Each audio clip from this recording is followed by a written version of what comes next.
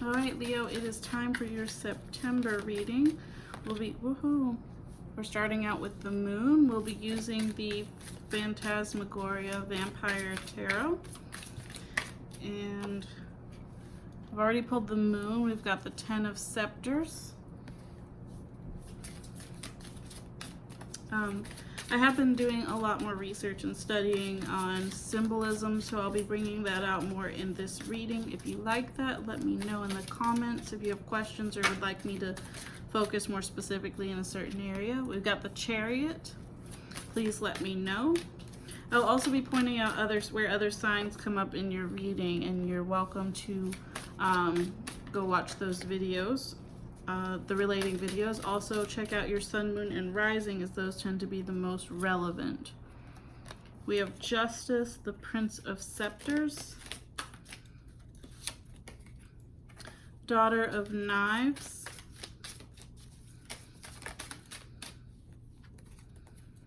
the Seven of Grails, Prince of Knives, and the Ace of Scepters. I'll set this deck aside and I'll use it to clarify if anything comes up. With the moon, we know that that is Pisces.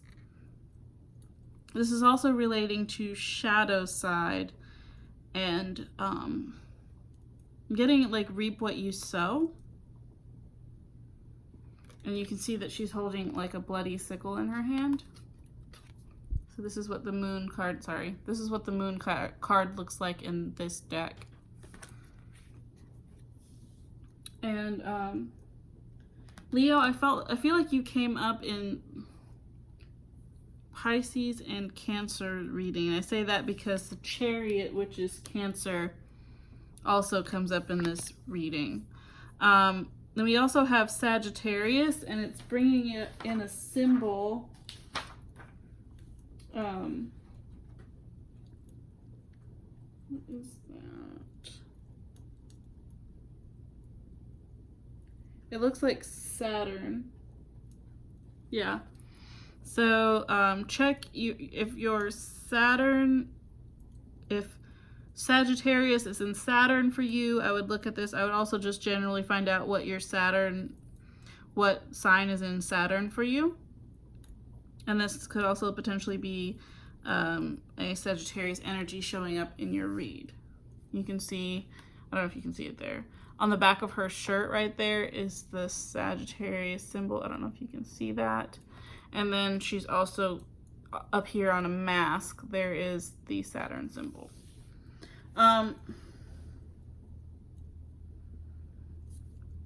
With the 10 of Scepters, it's like she's been on this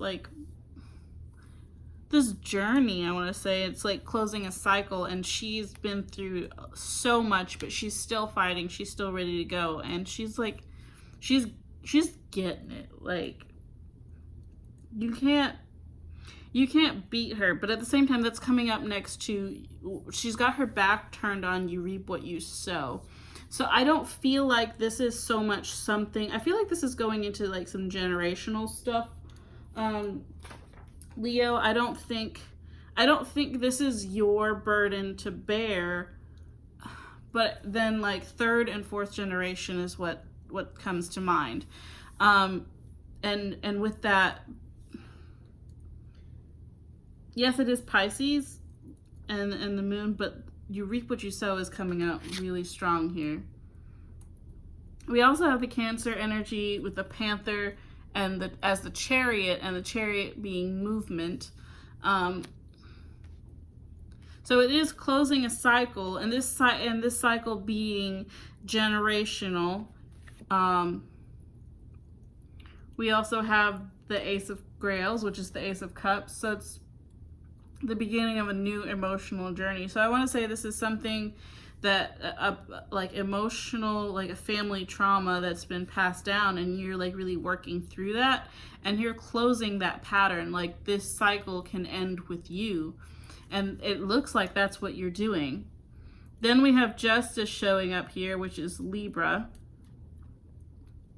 So Leo, you're quite possibly dealing with a Libra, or you have Libra in your chart as well. Both are possible simultaneously. So that's like you're having this new emotional beginning. You're closing this old trauma cycle, and this is justice bringing in balance. So you could be balancing. You also probably have, there's Leo, of course there's Leo in your chart, but there's a Leo energy that you're working with, which can be you, someone that you know, or both. We then have the Prince of Scepters in here, which this is a young masculine energy in fire. So this is like a new passionate pursuit here. And you can see he's moving really quick. I mean, his hair is streaming out behind and he's like in a hurry. So don't rush things, Leo. Don't. And that's where I come back to the Justice card of bringing things into balance. Like, bring things into balance. But I also want to say you do have 3 major arcana here. So this is like happening right now. I don't know where I heard that. I heard that with another reader and it really resonated with me, of like major arcana being things happening in the now, but other stuff more so building up to. I don't know if that makes sense. But that's the way I took in what she said. We also have the Daughter of Knives. So it's like, that's actually really good. So it's a young feminine energy. So you still have balance in the masculine and feminine. But it's like, make sure, like, be passionate about it, but also have the balance to slow your roll. I don't mean that like to rain on your parade. I mean like think things through and have that, be passionate about it, but be smart about it too at the same time. We also have the 7 of Grails, which kind of reminds me of Medusa. She's got like serpentine hair. It's a feminine energy, and she's got a basin, and it looks like she's bleeding the snakes into the basin. There's also apples behind her, and it looks like this is speaking to, I want to say Scorpio. Let me double check what that symbol is.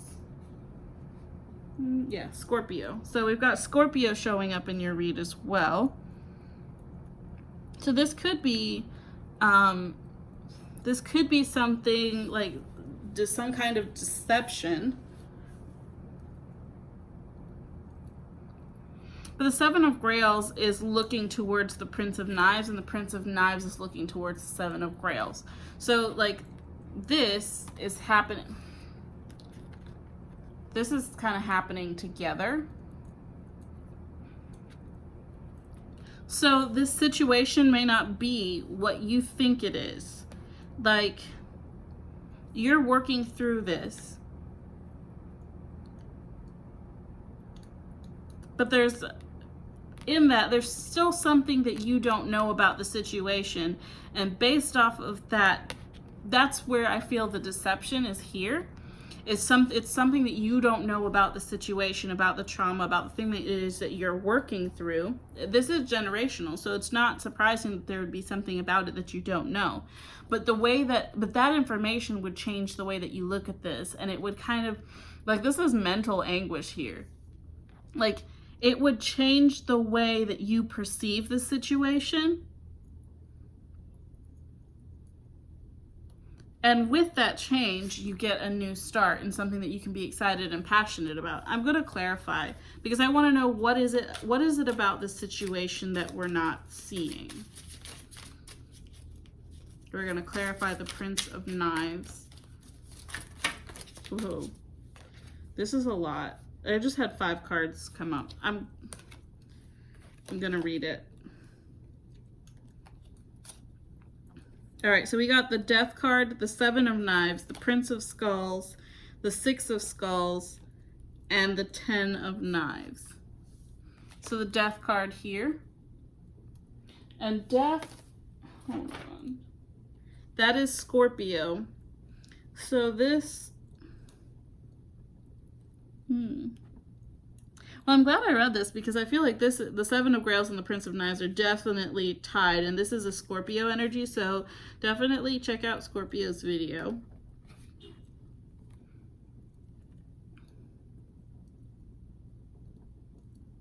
There's also Aquarius showing up here on the 7 of Knives.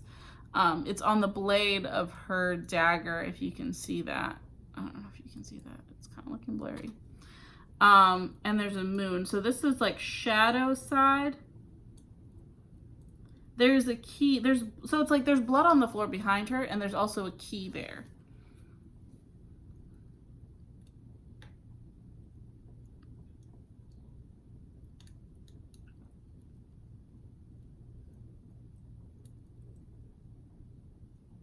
And there's this mask on the wall, and I'm feeling like someone isn't being honest about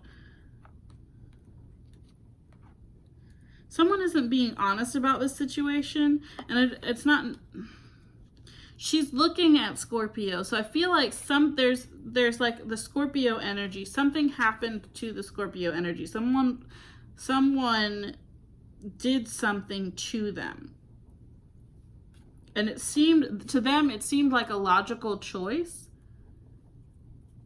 But whoever did that, and there is Aquarius showing up there. So it could be an Aquarius person. It could be Aquarius energy. It could just be like a thought process, like the way that they thought about this situation and the way that they handled it. But it's like they did that, and it felt like the right thing to them at the time. But I don't know. She's almost looking at it like, oh, oops. Like she knows that, like, once everything happened, once everything fell out, she knew that she was making a mistake. I don't know why I keep saying she. It could be masculine or feminine. And then we have the Prince of Skulls. And he's actually looking at her. I don't know if you guys can see that really well. But it's like, he's kind of like, what? And she's over here, oops.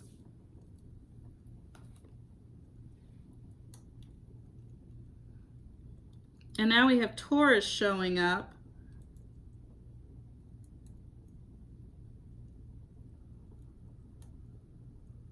But she's got her back turned on this, and like kind of her spirit guide right next to her, and it's like she's not even paying attention to the situation.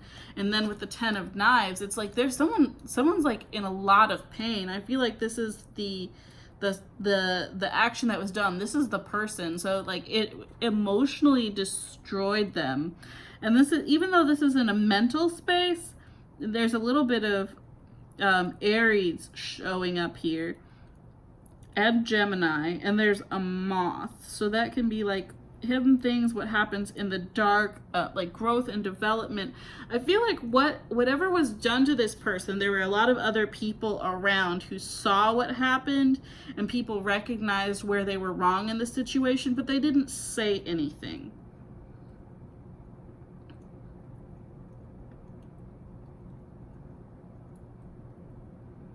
And that's where we come back to the Prince of Knives, where he's in all this pain, and this relates to relationships and emotions and the way that you handle relationships.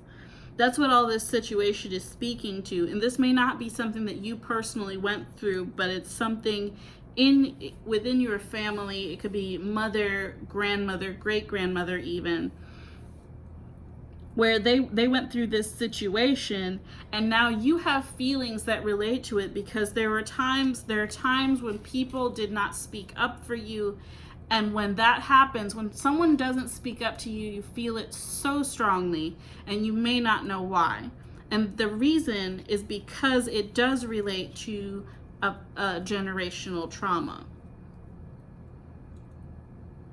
So you feel it like twice as much as anybody else would, because it's like they're not speaking up on your behalf. They know what happened, and they're not saying anything about it. Again, there's Taurus, Scorpio, Pisces, Gemini.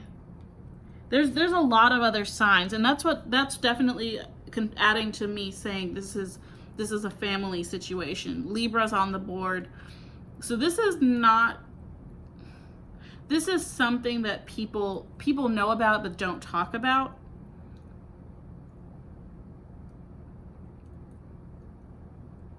I don't know that digging into this is going to help you. And that's the point.